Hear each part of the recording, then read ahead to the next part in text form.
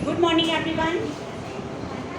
तो बच्चों आज हम क्या स्टार्ट करने जा रहे हैं? क्लास फोर्थ में हम लेसन स्टार्ट करने जा रहे हैं पार्ट 5 का, और हिंदी व्याकरण है। और इसमें हम लिंग यानी जेंडर के बारे में पढ़ेंगे। तो जेंडर क्या होता है, उन्हें हम कैसे पहचानते हैं, इसके बारे में पढ़ेंगे। जैसे कि बैल खड़ा है ना, ये सारी चीज़ें। जैसे गाय खड़ी है, ये किस चीज़ का बोध करा रहा है? मुर्गा बोल रहा है, मुर्गी दाना चुग रही है, धोबी कपड़े धो रहा है, और माली पौधा लगा रहा है। आप लोग बुक में ध्यान दीजिए बेटा। मालिन फूलों को बना रही है। तो इन वाक्यों से हमें किस चीज़ का पता पड़ता है, तो हमें अपनी बुक्स में देखना है। जैसे बैल है, मुर्गा है, धोबी है और माली है। ये शब्द क्या है? ये शब्द क्या होते हैं? ये पुरुष जाति का बोध करा रहे हैं। किस जाति का बोध कराते हैं? पुरुष जाति का बोध करा रहे हैं। ठीक है।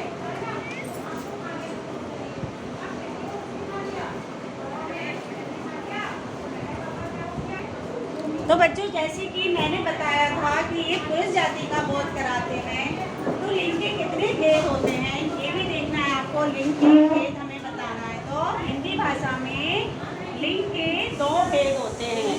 कौन कौन से होते हैं? पुल्लिंग और स्त्रीलिंग। कौन से होते हैं? पुल्लिंग और स्त्रीलिंग। तो जो पुल्लिंग होता है वो पुरुष जाति का बोध कराता है, और जो स्त्रीलिंग होता है वो किस जाति का बोध कराते हैं? बताइए। स्त्रीलिंग जो होता है वो स्त्री जाति का बोध कराते हैं, उन्हें स्त्रीलिंग कहते हैं। जैसे शेरनी, नौकरानी, है ना, ये किस चीज़ का बोध कराते हैं? स्त्री जाति का। तो बच्चों अब हम क्या करेंगे? अब हम पढ़ेंगे बुक से। ठीक। तो देखिए बच्चों, जैसे कि हम ये वाला चैप्टर रीड कर रहे थे, इस चैप्टर को हमने, तो बच्चों देखिए ये आपका है लेसन नंबर 5। ठीक है। तो इसमें जेंडर की बात हो रही है, तो हमें इसमें क्या पढ़ रहे थे? जेंडर। ठीक है। तो यहाँ पर क्या दिया है? यहाँ पर पिक दी हुई है, उसके अकॉर्डिंग हम पढ़ रहे हैं। जैसे बैल दौड़ रहा है, गाय खड़ी है, मुर्गा बोल रहा है ना। तो ये क्या? मुर्गी दाना चुग रही है, धोबी कपड़े धो रहा है, धोबिन कपड़े सुखा रही है। तो यहाँ पे किस चीज़ का बोध हो रहा है? यहाँ पे स्त्री और पुरुष जाति का बोध हो रहा है। माली पौधा लगा रहा है, मालिन फूलों को बना रही है। तो क्या है? यहाँ पे स्त्री और पुरुष जाति का दोनों बताया गया है। जैसे कि ऊपर दिए वाक्यों में बैल, मुर्गा, धोबी, माली शब्द पुरुष जाति का बोध करा रहे हैं। इसी प्रकार गाय, मुर्गी, धोबिन और मालिन शब्द किस चीज़ का बोध करा रहे हैं? स्त्री जाति का बोध करा रहे हैं। तो संज्ञा शब्द का वह रूप जो पुरुष या स्त्री जाति का बोध करवाए उसे क्या कहते हैं? उसे लिंग कहते हैं। जो स्त्री और पुरुष जाति का बोध करवाए उसे क्या कहते हैं? लिंग कहते हैं। तो संज्ञा शब्द वह रूप है जो पुरुष जाति स्त्री जाति का बोध करवाए उसे क्या कहते हैं? लिंग कहते हैं। तो लिंग के कितने भेद होते हैं? लिंग के 2 भेद होते हैं, पुल्लिंग और स्त्रीलिंग। पुल्लिंग जो संज्ञा शब्द पुरुष जाति का बोध कराते हैं उन्हें पुल्लिंग कहते हैं। जैसे शेर, नौकर, मोर, घोड़ा आदि। ऐसे ही स्त्रीलिंग का बताया, जो संज्ञा शब्द स्त्री जाति का बोध कराते हैं उन्हें क्या कहते हैं? उन्हें स्त्रीलिंग कहते हैं। जैसे शेरनी, नौकरानी, मोरनी, घोड़ी, कुतिया आदि। ठीक है। तो जो संज्ञा शब्द स्त्री का बोध कराते हैं उन्हें स्त्रीलिंग कहते हैं। जैसे क्या? शेरनी, नौकरानी, मोरनी, घोड़ी आदि। ठीक है। तो ये किस चीज़ का बोध करा रहे थे? स्त्रीलिंग जाति का। तो लिंग की पहचान हम कैसे करते हैं? तो लिंग की पहचान हम यहाँ पढ़ेंगे। पुल्लिंग शब्दों की पहचान। देशों के नाम भी पुल्लिंग होते हैं। ऐसा नहीं कि हम सिर्फ इसे बता करते कि नहीं स्त्रीलिंग और पुरुष जाति में ही ये होता है पहचान, बल्कि क्या है? पुल्लिंग ये जो पहचान होती है किसकी? शब्दों की पहचान करना, लिंग की पहचान करना है तो कैसे देशों के नाम पुल्लिंग होते हैं। तो कौन सा? भारत, नेपाल, भूटान, पाकिस्तान आदि। पर्वतों के नाम, तो हमने देशों के नाम कौन कौन से बताए, जैसे भारत, नेपाल, भूटान, पाकिस्तान आदि। तो ये क्या है? ये पुल्लिंग है। पर्वतों के नाम, पर्वतों के नाम भी पुल्लिंग होते हैं, जैसे कि हिमालय, विंध्याचल, अरावली आदि। कौन कौन से हैं? हिमालय, विंध्याचल, अरावली आदि।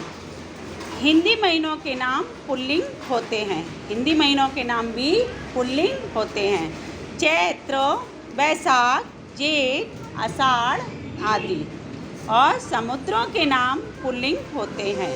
तो जो समुद्र होते हैं उनके नाम भी पुल्लिंग बताए गए हैं, जैसे कि हिंद महासागर, प्रशांत महासागर, अरब महासागर आदि। कौन कौन से हैं? ये फिर से मैं रिपीट कर दे रही हूँ, जैसे कि हिंद महासागर, प्रशांत महासागर, अरब सागर आदि। और दिनों के नाम पुल्लिंग होते हैं, सोमवार, मंगलवार, बुधवार, शुक्रवार आदि। तो बच्चों हमने कौन से लिंग पढ़े जिनकी लिंग की हमें पहचान करना आ जाए। तो हमने पढ़े देशों के नाम पुल्लिंग होते हैं, पर्वतों के नाम पुल्लिंग होते हैं, हिंदी महीनों के नाम जो होते हैं वो क्या होते हैं? पुल्लिंग होते हैं, समुद्रों के नाम पुल्लिंग होते हैं और दिनों के नाम भी पुल्लिंग होते हैं। तो स्त्रीलिंग की पहचान, स्त्रीलिंग जो शब्दों की पहचान है हम कैसे करेंगे, अब हम उनके बारे में पढ़ेंगे। जैसे नदियों के नाम प्राय स्त्रीलिंग होते हैं, नदियों के नाम प्राय स्त्रीलिंग होते हैं। जैसे नदियाँ होती हैं ना, उनको स्त्रीलिंग में काउंट किया गया है, ठीक है। जैसे गंगा, यमुना, गोमती, कृष्णा, कावेरी आदि। तो ये क्या है? स्त्रीलिंग जाति का बोध करा रहे हैं। किस जाति का बोध करा रहे हैं? नदियों के नाम प्राय क्या होता है? स्त्रीलिंग होते हैं। और तिथियों के नाम वो भी स्त्रीलिंग होते हैं। कौन सी? तिथियों के नाम वो भी स्त्रीलिंग होते हैं, प्रथमा, द्वितीया, तृतीया आदि। कौन कौन से? प्रथमा, द्वितीया, द्वितीया, तृतीया आदि। अब बोलियों के नाम हैं, तो बोलियों के नाम स्त्रीलिंग होते हैं। तो बोलियों के नाम भी हमें क्या करना है? उनको भी लर्न करके रखना है। जितना पढ़ा रहे हैं बच्चों, आपको क्या करना है, ये सारी चीज़ें हमें ध्यान में रखना है कि जब आपको पूछा जाए स्त्रीलिंग और पुल्लिंग में कौन कौन सी चीज़ें आती हैं, तो आपको ये लिख सकते हैं स्त्रीलिंग वाले और पुल्लिंग वाले। बोलियों के नाम में स्त्रीलिंग होते हैं, जैसे राजस्थानी, भोजपुरी, मराठी, उड़िया आदि। ये क्या है? स्त्रीलिंग जाति का बोध कराते हैं, ठीक है। और तारीखों के नाम, तारीख के नाम जो होते हैं वो भी क्या होते हैं? स्त्रीलिंग होते हैं, पहली, दूसरी, तीसरी, चौथी आदि। ये क्या है? तारीखों के नाम हैं। क्या क्या नाम है इनके? तारीखों के नाम में पहली, दूसरी, तीसरी, चौथी आदि। तो सदा पुल्लिंग रहने वाले शब्द जैसे मच्छर, गेंडा, भालू, कौआ, गीदड़, खरगोश आदि। ये क्या था?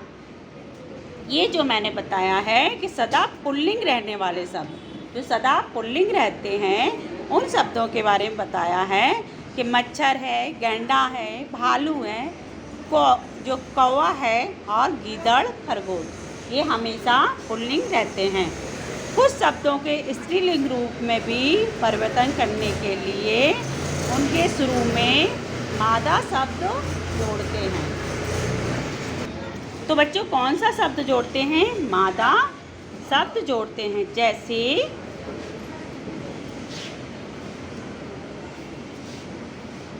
जैसे कि हमने कहा शब्द जोड़ते, जैसे मादा मच्छर, मादा भालू, मादा खरगोश आदि। क्या है कि इनमें बताए कुछ शब्दों को स्त्री रूप में परिवर्तित करने के लिए इनके शुरू में मादा शब्द जोड़ते हैं, तो हम उनको मादा शब्द जोड़ते हैं, जैसे मादा मच्छर, मादा भालू, मादा खरगोश आदि, ठीक है। तो इनमें और भी आते हैं, आदि का मतलब और भी हैं, ठीक है।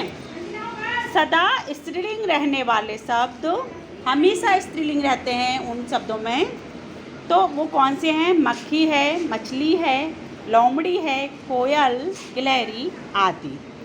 इन्हें पुल्लिंग रूप में परिवर्तित करने के लिए इन शब्दों के शुरू में नर शब्द जोड़ते हैं। इन्हें पुल्लिंग करने के लिए क्या है, जैसे कि इसमें बताया ना, इन्हें पुल्लिंग रूप में परिवर्तित करने के लिए हमेशा हम किस शब्द का यूज़ करते हैं? इन्हें पुल्लिंग जोड़ने के लिए हम इनमें नर शब्द का जोड़ते हैं। क्या करते हैं? नर शब्द को जोड़ते हैं। जैसे नर, मक्खी नर, नर मछली, नर लोमड़ी आदि। तो कुछ पुल्लिंग और कुछ स्त्रीलिंग, है ना। तो बच्चों, आज हमने यहाँ तक इस चैप्टर को रीड किया है, तो आज हम यहाँ पर ये क्लास यहीं पर कंप्लीट करते हैं और इसके आगे हम नेक्स्ट वीडियो में फिर पढ़ेंगे कि पुल्लिंग और स्त्रीलिंग, और पुल्लिंग और स्त्रीलिंग उनके नाम लिखेंगे और उनके बारे में हम समझेंगे। तो बच्चों, आज हम यहाँ पर क्लास ख़त्म करते हैं। अब नेक्स्ट वीडियो में इस चैप्टर को हम कंटिन्यू करेंगे कि हमने जो जेंडर पढ़े हैं तो उनको हमें क्या करना है, उनको हमें लिखना है और लर्न करना है। नेक्स्ट वीडियो में हम आगे पुल्लिंग स्त्रीलिंग के बारे में बताएंगे, जैसे कि लिखा हुआ है नाना नानी, दादा दादी, मामा मामी, चाचा चाची। तो ये सब क्या हैं? ये सब पुल्लिंग और स्त्रीलिंग हैं। तो हम नेक्स्ट वीडियो में इसको कंटिन्यू करेंगे। तो बच्चों, आज आपकी क्लास यहीं पर ख़त्म होती है और टेक केयर बच्चों। आप वर्क कंप्लीट करते रहिए। इसके लिए आपको वीडियो 29 देखना होगा, तो आप वीडियो 29 देख के वर्क कंप्लीट करिए और नेक्स्ट वीडियो में हम फिर मिलेंगे।